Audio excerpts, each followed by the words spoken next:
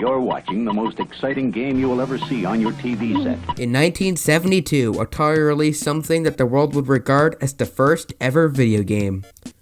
Pong. Look at this cabinet. An old fat CRT sunk inside a nice wooden prison. They even had the decency of adding controls down here, although these things resemble nipples more than they resemble arcade controls. We even got the game's title up here nice and clear in case you confused it for a bioweapon. I don't know about you, but I would certainly line up for this tree trunk. Pong was created by Ellen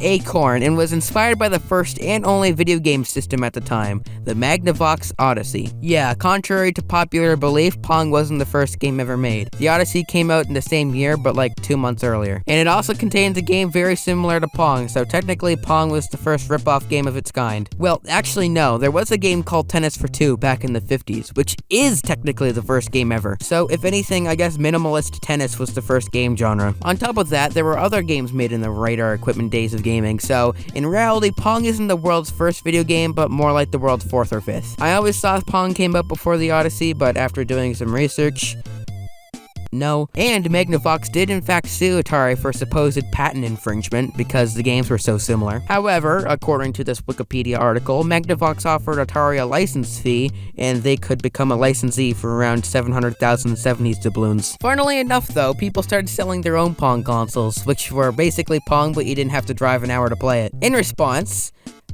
I think, Atari started creating sequels or remakes to Pong, such as Ultra Pong, Pin Pong, and, I think the English language was a mistake. I think it's safe to say that Pong is, and was, a hit. But because this is, of course, a review of a 50-year-old game, what do I think?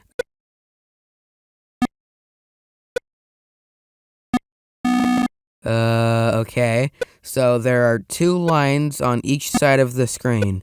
One person controls one, while the other person controls the other, because otherwise these cabinets' nipples would not serve reason. The purpose of the game is to keep the ball from getting past your paddle, or else the opponent scores a point. First to 11 wins.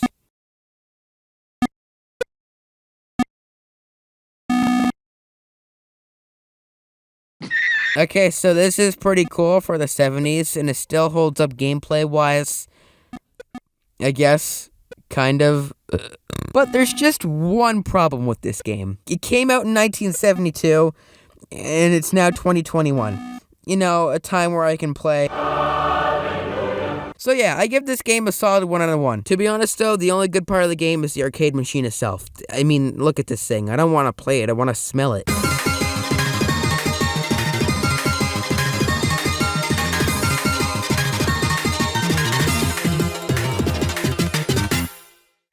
How long did it take me to record a 2-minute script that's literally 1 page? 14 minutes. Okay, cool.